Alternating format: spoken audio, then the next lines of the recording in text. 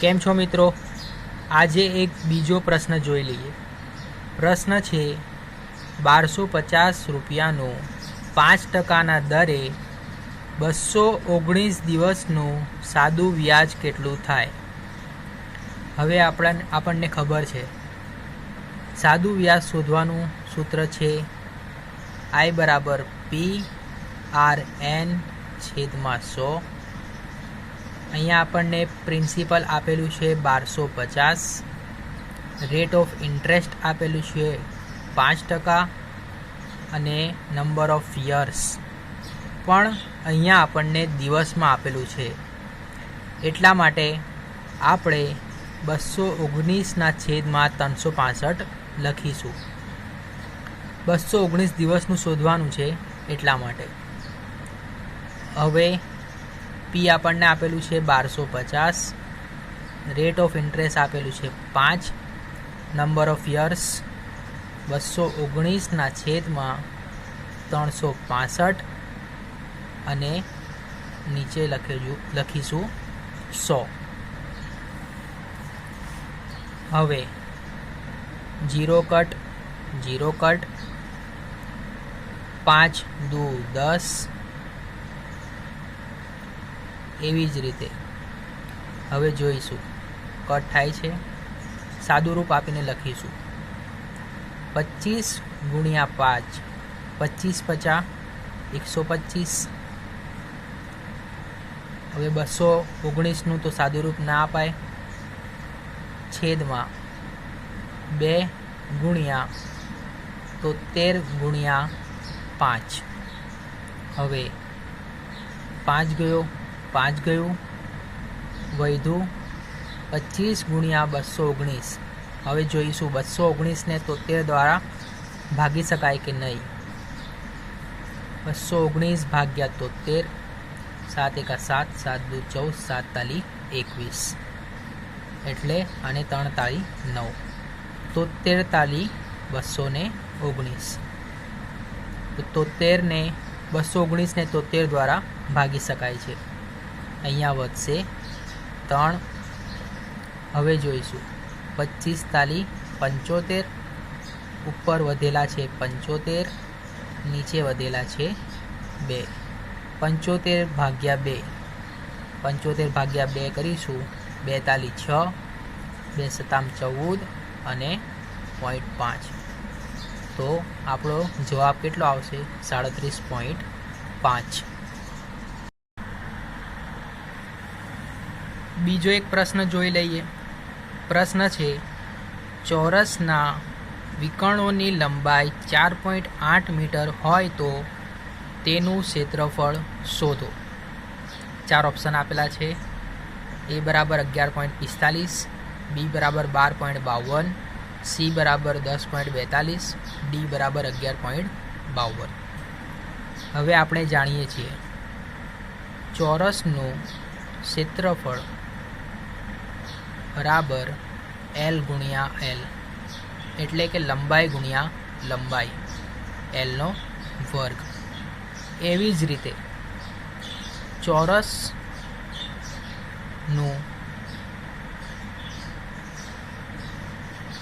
વિકર્ણ શોધવું હોય તો એનું સૂત્ર છે વર્ગમૂળમાં Lનો વર્ગ વત્તા Lનો વર્ગ, એટલે કે વર્ગમૂળમાં 2Lનો વર્ગ. હવે ચોરસનું વિકર્ણનું સૂત્ર બનશે વર્ગમૂળમાં 2, અહીંયા Lનો વર્ગ છે અને વર્ગમૂળમાંથી બહાર નીકળશે તે એકલો L આવશે.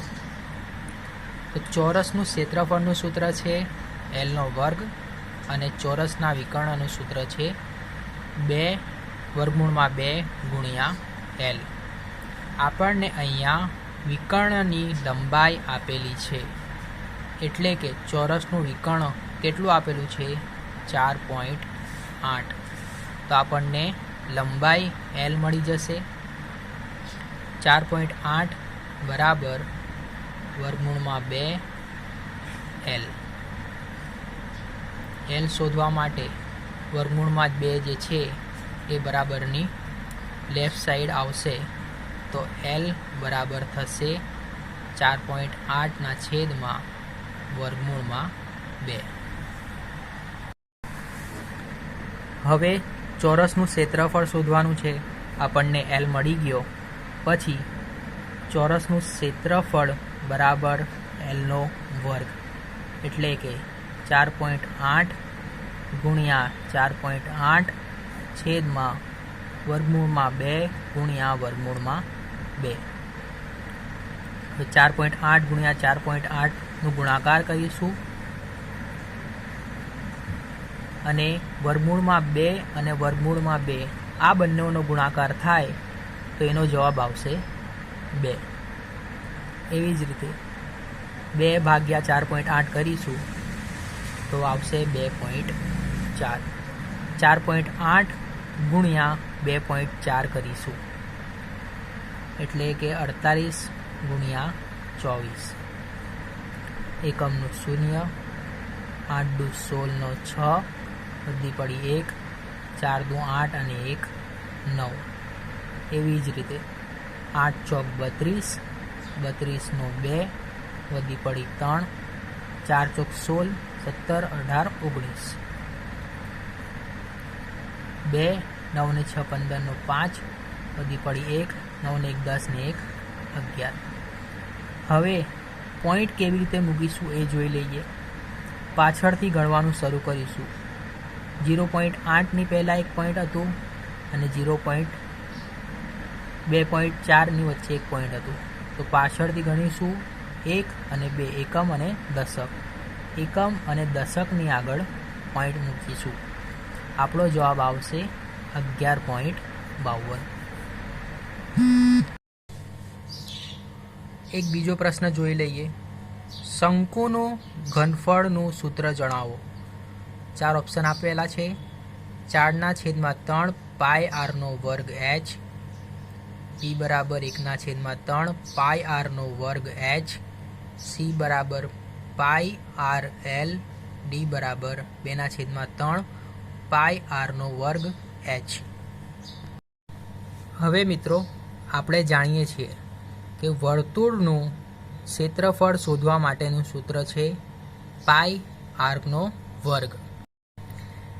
એવી જ રીતે આમ વિચારો કે વર્તુળ એટલે એક સિક્કો. એક સિક્કાની ઉપર બીજો સિક્કો, ત્રીજો સિક્કો, ચોથો સિક્કો, આમ કરીને બહુ બધા સિક્કાઓ મૂકેલા હોય તો શું બનશે? નાણાકાર બનશે. હવે વર્તુળનું ક્ષેત્રફળ છે પાઈ આરનો વર્ગ અને આ એની હાઈટ, જેટલા સિક્કાઓ મૂકેલા હશે એની હાઈટ. તો નાળાકારનું ક્ષેત્રફળનું સૂત્ર બનશે પાઈ આરનો વર્ગ h. હવે આપણે એક નિયમ વિશે ચર્ચા કરીશું. જે નાળાકાર આપેલું હોય તો નાળાકારમાંથી એક્ઝેક્ટ 3 સરખા ભાગના શંકુઓ બનાવી શકાય છે. એટલે કે એક શંકુ, બીજો શંકુ અને ત્રીજો શંકુ, ત્રણેય ત્રણનું ક્ષેત્રફળ નાળાકારના ક્ષેત્રફળ જેટલું થશે.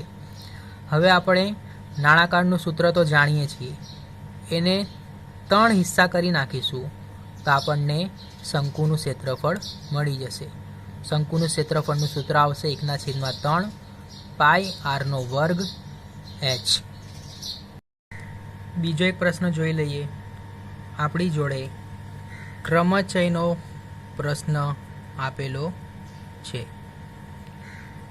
ક્રમચય 10p3 બરાબર કેટલા? હવે આનો સૂત્ર છે npr બરાબર n ફેક્ટોરિયલ છેદમાં n - r ફેક્ટોરિયલ. હવે આપણે ઉપર લખીશું 10 ફેક્ટોરિયલ છેદમાં 10માંથી 3 જાય તો આવશે 7 ફેક્ટોરિયલ. હવે 10 ફેક્ટોરિયલ એટલે આવશે 10 ગુણ્યા 9 ગુણ્યા 8 ગુણ્યા 7 ગુણ્યા 6 ગુણ્યા 5 ગુણ્યા 4 3 2 અને 1. એવી જ રીતે 7 ફેક્ટોરિયલની જગ્યાએ આવશે 7 × 6 × 5 × 4 × 3 × 2 × 1.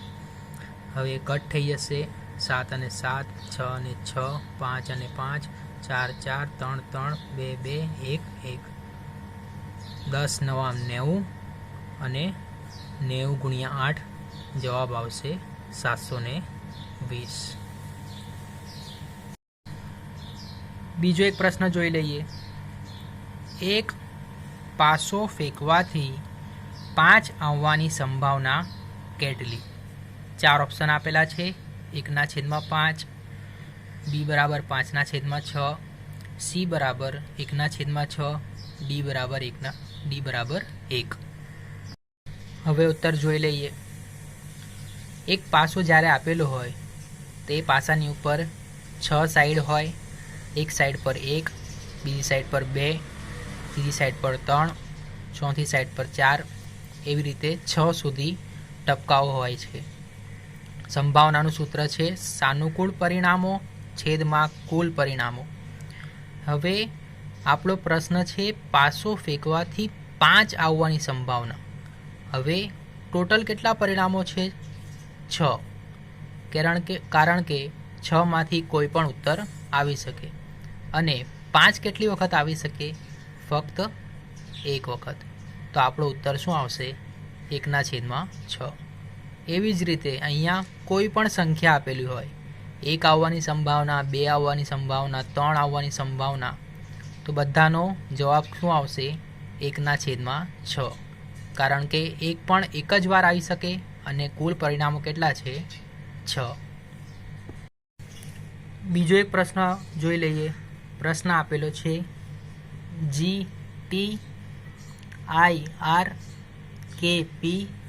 હવે અહીંયા ખાલી જગ્યાની જગ્યાએ કયો ઉત્તર આવશે? હવે આપેલું છે આપણને છે GTIRKP. આ સંખ્યા આપણને શોધવાની છે. તો આપણે ABCD લઈ લઈશું.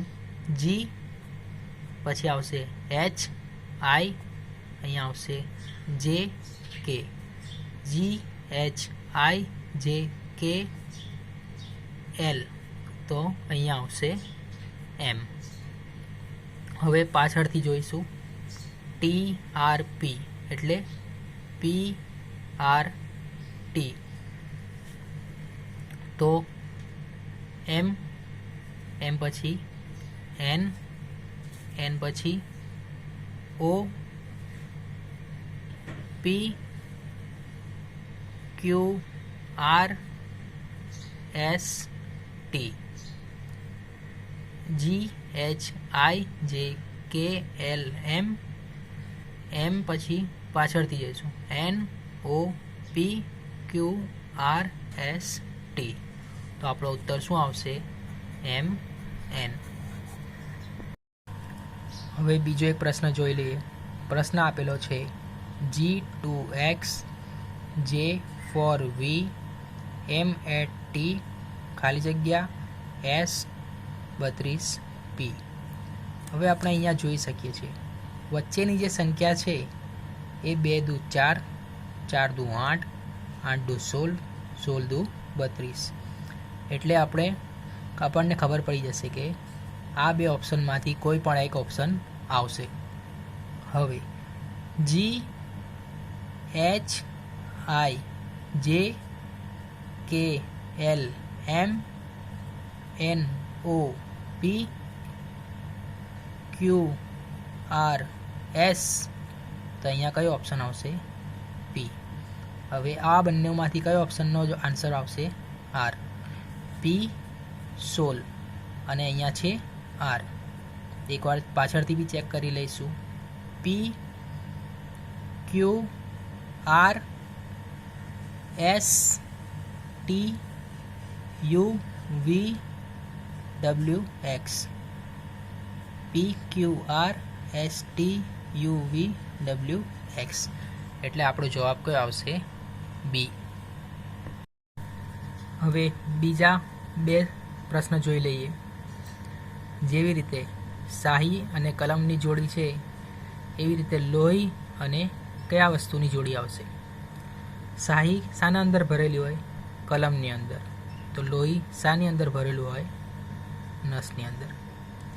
બીજો એક પ્રશ્ન છે, હાથી અને મદન્યુ, એટલે કે હાથીના બચ્ચાને શું કહેવાય? મદન્યુ.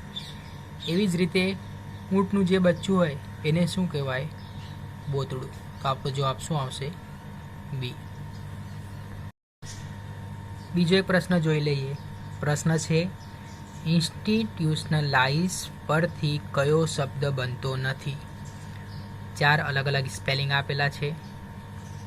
હવે આપણે ચેક કરીશું કે કયો સ્પેલિંગ આ સ્પેલિંગનો ઉપયોગ કરીને બનતો નથી. સૌથી પહેલો એ, એન, તો એન અહીંયા પણ છે. યુ, તો યુ અહીંયા પણ છે. ટી, ટી અહીંયા છે. અને આર. તો ઇન્સ્ટિટ્યુશનલાઇઝના સ્પેલિંગમાં આર નથી, તો આ શબ્દ બનતો નથી. આપણો ઉત્તર કયો આવશે? એ. બીજો ચકાસવાની જરૂર નથી. અહીંયા હવે રિઝનિંગનો એક બીજો પ્રશ્ન જોઈ લઈએ. પ્રશ્ન આપેલો છે, એમ, ટી, આર અને પી 4 અલગ અલગ વ્યક્તિઓ છે. માં એમ માત્ર પીથી મોટો છે, ટી એ આરથી મોટો છે, તો આમાં સૌથી મોટું કોણ? હવે અહીંયા આપણને આપેલું છે એમ માત્ર પીથી મોટો છે, એટલે જે એમ છે એ પી કરતાં મોટો છે. હવે અહીંયા જે માત્ર આપેલું છે એ સૌથી અગત્યનું છે. જે એમ છે એ માત્ર પીથી મોટો છે, એ બીજા કોઈ કરતાં મોટો નથી, ખાલી પીથી જ મોટો છે. ટી એ આરથી મોટો છે. જે ટી છે એ આરથી મોટો છે. એમ છે એ પીથી મોટો છે. ટી અને આર કરતાં તો નાનો જ છે, કારણ કે અહીંયા આપેલું છે એમ માત્ર પીથી મોટો છે.